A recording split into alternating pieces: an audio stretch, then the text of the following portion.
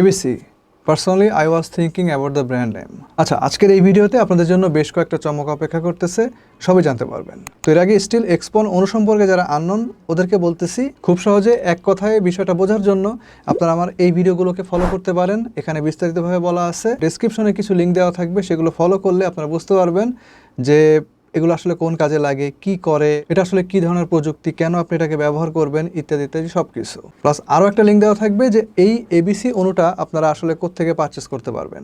এটা বেসিক্যালি একটা এক্সপন অনু introduced by binary trade and communication. তারা এখন আপাতত তাদের ফেসবুক পেজের মাধ্যমে এই প্রোডাক্টটা সেল করতেছে এবং ডিস্ট্রিবিউশন করতেছে। পাইকারি অথবা খুচরা দুইভাবেই চাইলে আপনারা এটা কিনতে পারবেন। এছাড়াও তাদের পেজে আপনারা আরও কিছু মানসম্মত কোয়ালিটিফুল নেটওয়ার্ক অ্যাক্সেসরিজ পেয়ে যাবেন। সো আপনারা ইন্ডিভিজুয়াল প্রয়োজন হোক অথবা ব্যবসায়িক প্রয়োজন হোক তাদের সঙ্গে যোগাযোগ করতে পারেন। ওদের কাছ থেকে এই অনুটা আপনারা মাত্র 1050 টাকায় পেয়ে যাবেন, which is absolutely budget oriented, এবং সঙ্গে পাবেন আপনারা 2 বছরের ওয়ারেন্টি। তবে শর্ত হচ্ছে তাদের ফেসবুক পেজ থেকে আপনাকে এই প্রোডাক্টটা পারচেস করতে হবে। এই অনু থেকে যে পারফরমেন্স পাইছি এবং এর মধ্যে যে হার্ডওয়্যার ব্যবহার করা হয়েছে, আপনি যদি তার সাথে দামের কম্পেয়ার করেন তাহলে এটা one of the cheapest product in the market. উপরন্তু 2 বছরের ওয়ারেন্টিও পাবেন, যেটা কিনা অন্য যে কোনো ব্র্যান্ডের ক্ষেত্রে আমরা সর্বোচ্চ 1 বছর দেখি। সো আজকের এই অনুটা হচ্ছে একটা এক্সপনের অনু, অর্থাৎ এটা আপনার আইএসপির ইপন সার্ভার হোক অথবা জিপন সার্ভার হোক, দুই ক্ষেত্রেই সাপোর্ট দেবে এবং এটা হচ্ছে 12 ভোল্টে চলে। সো বক্সের ভিতরে আপনি এই অনুটা ছাড়াও আপনি একটা পাওয়ার অ্যাডাপ্টার পাবেন, যেটা কিনা 12 ভোল্ট 1.5 এম্পিয়ারের। অনুর বডিটা নর্মালি দেখতে যেরকম হয় সাধারণত প্লাস্টিকের থাকে সেরকমই, রংটা হচ্ছে সাদা, অ্যাকচুয়ালি ক্রিম হোয়াইট। বডির উপরে এবিসির ব্র্যান্ডিং করা আছে। পেছনের দিকে দেখেন ব্রিদিং ভেন্ট এবং ওয়াল হ্যাং করার সুযোগ সুবিধা আছে এবং এই ভেন্টগুলো কিন্তু আপনারা অনুর বডির দুই পাশেও পেয়ে যাবেন। এই পাশে দেখেন 4টা লাইট ইন্ডিকেটর আছে এবং তার বিপরীত পাশে দেখেন একটা পন পোর্ট আছে, যেখানে আসলে ফাইবার অপটিক প্যাচ কর্ডটা এসে ইনসার্ট হবে। তার পাশেই দেখেন একটা গিগাবিট RJ45 ইথারনেট পোর্ট আছে। এখান থেকে আপনি আপনার রাউটার অথবা কম্পিউটারে ডিরেক্টলি RJ45 প্যাচ কর্ড ব্যবহার করে কানেকশন করতে পারবেন এবং তার পাশাপাশি একটা রিসেট বাটনও আপনার এখানে পেয়ে যাবেন। এখন অনেকে আমাকে অনেক সময় জিজ্ঞাসা করেন যে ভাইয়া, এক্সিস্টিং যে অনুটা আমি ব্যবহার করতেছি এটাকে ফালায় আমি যদি নতুন একটা অনু কিনি তাহলে কি আমাকে দৌড়ায় আইএসপির কাছে যাইতে হবে কি না? উত্তরটা হচ্ছে না, আপনাকে আপনার আইএসপির কাছে যেতে হবে না, আপনাকে কোথাও যাইতে হবে না। আপনি জাস্ট আপনার বাসায় বসেই অনুটা চেঞ্জ করে, যেটা যেভাবে লাগাইতে আমি একটু পরে দেখাই দিতেছি, ওইভাবে লাগাই আপনার আইএসপিকে ফোন দিবেন যে আমি নতুন একটা অনু বসাইছি, আপনি এটা কনফিগার করে দেন। তো বিষয়টা কীরকম, ফাইবার অপটিকের যে হলুদ প্যাচ কোডটা আছে সেটা জাস্ট আপনার অনুর পন পোর্টের মধ্যে ইনসার্ট করে দেবেন, আর RJ45 এর যে পোর্ট আছে সেখানে একটা RJ45 প্যাচ কোড ইনসার্ট করবেন এবং অপর প্রান্তটা আপনার যদি রাউটার থাকে তাহলে রাউটারের ওয়ান পোর্টে দিবেন, না হলে ডিরেক্ট পিসির ল্যান পোর্টে ইনস্টল করতে হবে। আই থিঙ্ক মোস্ট প্রবাবলি সবারই আসলে বাসায় রাউটার আছে। সো রাউটারের ফার্মারে গিয়ে তখন আপনি আপনার আইএসপির কানেকশনের মেথড অনুসারে ইনফরমেশনগুলো বসিয়ে দেবেন। যদি আইপি থাকে তাহলে আইপি বসাবেন, যদি PPPoE লাইন হয় তাহলে আপনি আইডি পাসওয়ার্ড বসাবেন। দেন আপনি আপনার আইএসপিকে ফোন দিয়ে বলবেন যে আমি একটা অনু চেঞ্জ করছি, আপনি ওইটাকে কনফিগার করে দেন। কারণ দেখা যাচ্ছে আপনার আইএসপির ভিলেন করা থাকতে পারে সিকিউরিটি পারপাজের কারণে, তখন সে যেটা করবে তার সার্ভারে বসে সে ঠিকঠাক করবে, অথবা রিমোটলি তার যদি ওয়েলটির অ্যাপ থাকে তাহলে সে অ্যাপ দ্বারা সেটাকে কনফিগার করে দিতে পারবে। তো আপনার আইএসপি কিভাবে আসলে আপনার অনুটাকে কনফিগার করে দেবে অনু চেঞ্জ করার পরে, এই জিনিসটা নিয়ে ইন ডিটেইলড একটা ভিডিও তৈরি করার ইচ্ছা আছে আমার, এবং সেটা খুব রিসেন্টলি।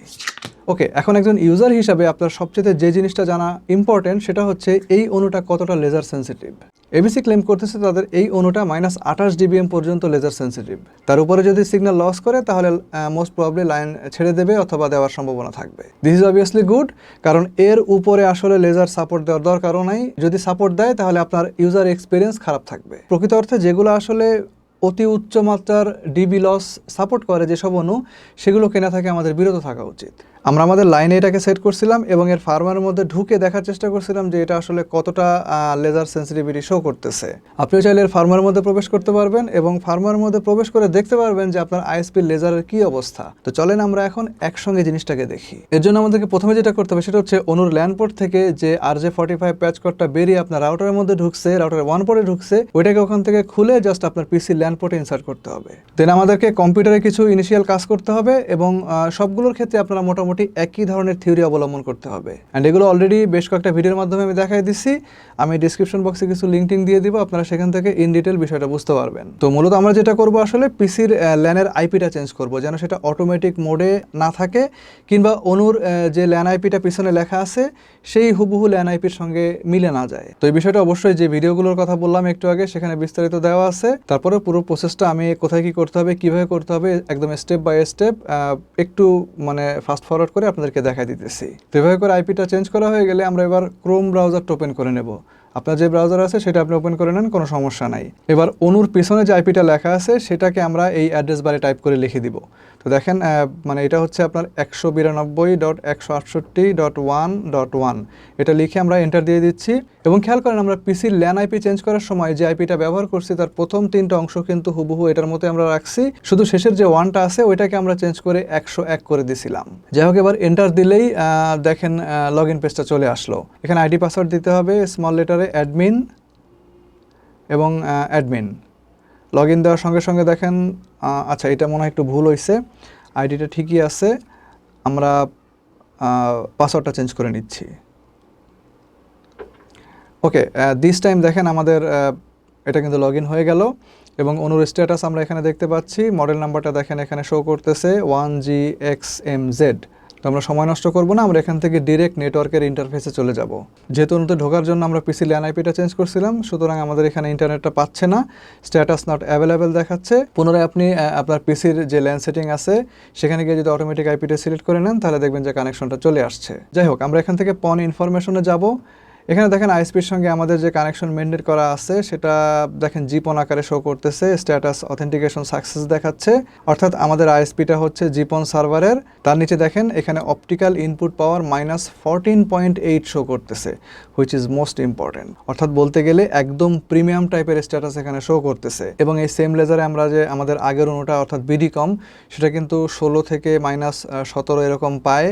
তারপরে ভিসল আমরা দীর্ঘদিন যাবৎ ব্যবহার করতেছি, সেটাও কিন্তু অলমোস্ট একই টাইপের স্ট্যাটাস শো করে। সি ডাটা এবং বাইনারি এক্সপন এদের থেকে তুলনামূলকভাবে একটু ভালো পায়, 15.5 থেকে 16-র মধ্যে থাকে, -15.5 থেকে 16.5 অফকোর্স। তবে এবিসি যেটা পাইছে দ্যাট ইজ টপ নচ, -14.8। এখন পর্যন্ত আমি যতগুলো অনু টেস্ট করছি, যতগুলো অনু লেজার টেস্ট করছি তার মধ্যে এটাই হচ্ছে তুলনামূলকভাবে বেটার, ইনফ্যাক্ট এটাই বেস্ট। এবার যারা আপনারা অনুর ফার্মার সম্পর্কে বেশ ভালো মতো জানাশোনা রাখেন তারা অবশ্যই জানেন যে এটাতে কি চিপসেট ব্যবহার করা হয়ে থাকতে পারে। আমরা অনুকে খুলছিলাম, মোটামুটি এরকম একটা সার্কিট সেখানে পাওয়া গেছে। মাঝখানে দেখেন একটা চিপ দেখা যাচ্ছে, বড় একটা চিপ, এটাই হচ্ছে মূলত এর যে সিপিইউ সেটা, এবং as expected ZT। So this is an important component to understand. As a high performing chipset এটা কিন্তু ব্যাপক মহলে অর্থাৎ নেটওয়ার্কিং মহলে ব্যাপকভাবে সমাদৃত এবং সুপরিচিত। বিসাইডস আনুষঙ্গিক কম্পোনেন্ট যেগুলো ব্যবহার করা হয়েছে এগুলো মোস্ট অফ দ্য টাইম অনুর ক্ষেত্রে দেখা যায় যে ভালো চিপসেট তারা ব্যবহার করে ঠিকই, বাট কস্টিং কমানোর জন্য এগুলোকে তারা নর্মাল দিয়ে ফেলে। বাট এটার মধ্যে ফরচুনেটলি এই ধরনের কোনো লক্ষণ নাই যে চিপসেট ভালো ব্যবহার করছে বাট বাকিগুলোকে তারা খারাপ দিয়ে রাখছে। স্পেশালি এই জায়গাটা একটু খেয়াল করেন, এই যে স্টিলের বক্সটা দেখতে পাচ্ছেন, নর্মালি এই পন পোর্টের এই পাশটাতে একটা কানেক্টর লাগানো থাকে যেখান থেকে একটা চিকন গ্লাসের ফাইবার বের হয়ে বোসা মডিউলের মাধ্যমে সার্কিটের সঙ্গে যুক্ত হয়। বোসা মানে হচ্ছে বাইডিরেকশনাল অপটিক্যাল সাব অ্যাসেম্বলি। আর সেই ফাইবার এবং বোসা মডিউলারগুলো দেখা যাচ্ছে অনুর মধ্যে একদম ওপেন অবস্থায় থাকে, বাট এবিসির এই অনুটার ক্ষেত্রে এটা কমপ্লিটলি আলাদা। এই স্টিলের বক্সটার মধ্যে বেশ কিছু কম্পোনেন্ট অর্গানাইজ করা আছে এবং সেখানে দেখেন কোনো অপটিক্যাল ফাইবার ব্যবহার করা হয় নাই, বরঞ্চ প্যারালাল আরও 2টা সার্কিটের মাধ্যমে ডিরেক্টলি পন পোর্টের সঙ্গে কিন্তু আপনার সার্কিটটা কানেক্টেড, মূল সার্কিটটা connected, which is I think pretty much exceptional. এই জায়গাটা বেসিক্যালি আপনারা ওই যে এসএফপি মডিউলগুলো দেখেন না, অনেকটা ওই রকম শেপ দেওয়া হয়েছে। তো যাই হোক, ওভারঅল বিল্ড কোয়ালিটি এবং ইউজেস অফ কম্পোনেন্ট ইত্যাদি নিয়ে আসলে মন্তব্য করা একেবারে নিষ্প্রয়োজন, কারণ অলরেডি এটার যে লেজার টেস্ট সেটা আপনারা দেখছেন এবং অন্য যে অনুগুলো আছে তার সঙ্গে এই সেম লেজারের যে কম্প্যারিজন সেটাও আপনারা দেখছেন। সো রেজাল্ট যদি আপনি বিবেচনা করেন খুবই ইমপ্রেসিভ, বিশেষ করে যেটা ল্যাটেন্সি কমানো এবং নেটওয়ার্ককে বিভিন্ন কাজের জন্য আরও বেশি রেসপন্সিভ করার ক্ষেত্রে বিশেষ ভূমিকা পালন করবে। সো এখন পর্যন্ত লেজার টেস্টের ক্ষেত্রে this is the best one. আর যে অনুটা ডাটা কনভার্সনের সময় যত ভালো ডাটা প্রসেসিং করতে পারবে, সঠিকভাবে ডাটা ফ্লো ধরে রাখতে পারবে, সেটাকে আমরা আসলে প্রাথমিকভাবে একটা ভালো অনু বলে ধরে নেই। আর এই অনুর ক্ষেত্রে গেমিংয়ের সময় আমাদের ইউজার এক্সপিরিয়েন্স ছিল মাচ স্মুথ। আর অনু যেহেতু এক নাগারে চলতেই থাকে, so temperature could be bad for the consistent performance. But কোনো একটা বিশেষ অদৃশ্য কারণে এই অনুটা কিন্তু খুব বেশি গরম হয় না। মেবি এটার ক্রেডিটটা এর যে বিল্ড কোয়ালিটি আছে, ভেন্টের পজিশনগুলো আছে, সার্কিটের যে বিল্ড কোয়ালিটি আছে, এগুলোর দিকে যাবে। এছাড়াও আমাদের যে লেজারের কোয়ালিটি আছে, এই ধরনের কোয়ালিটিতে আসলে অনুর গরম হওয়ার প্রবণতা খুবই কম থাকে। সো একটা অনু কেনার সময় আপনাকে অবশ্যই এর বিল্ড কোয়ালিটি দেখতে হবে, এটার গঠন কীরকম আছে দেখতে হবে, এর মধ্যে কি চিপসেট ব্যবহার করা হয়েছে সেটা দেখতে হবে, কোন স্ট্যান্ডার্ডের সার্কিট সেখানে ব্যবহার করা হয়েছে ওইটাও আপনাকে দেখতে হবে, প্লাস এটার আফটার সেল সার্ভিসটা কীরকম, কতদিনের ওয়ারেন্টি আপনি পাচ্ছেন, ইত্যাদি ইত্যাদি দেখার পাশাপাশি আপনাকে এইটাও দেখতে হবে যে আপনার আইএসপির যে লেজার তার অবস্থাটা আসলে কীরকম, কতখানি লস দিয়ে আপনার পর্যন্ত এসে আপনার আইএসপির লেজার পৌঁছাচ্ছে। সো বুঝতে পারতেছেন যে অনুর পারফরমেন্স কিন্তু শুধুমাত্র অনুর বিল্ড কোয়ালিটির উপরে ডিপেন্ড করে না, আপনার লেজারের উপরেও কিন্তু অনেকখানি ডিপেন্ড করবে। সুতরাং চেষ্টা করবেন একটা ভালো অনু কেনার পাশাপাশি একটা ভালো আইএসপির কাছ থেকে লাইন নিতে, যার লেজারের অবস্থা তুলনামূলকভাবে অন্যদের থেকে ভালো। সো আমি আশা করতেছি আমার আজকের এই রিভিউটা বরাবরের মতো ইনফরমেটিভ ছিল। সো যাদের এক্সিস্টিং অনুটা বদলে ফেলার চিন্তাভাবনা আছে অথবা যারা নতুন করে FTTH কানেকশন নিতে যাচ্ছেন, তারা অবশ্যই এই অনুটার কথা মাথায় রাখতে পারেন, বিবেচনা করতে পারেন। সো আজকে বিদায় নিচ্ছি, দেখা হবে খুব শীঘ্রই নতুন কোনো ভিডিওতে। সে পর্যন্ত সবাই ভালো থাকেন, সুস্থ থাকেন। আল্লাহ হাফেজ।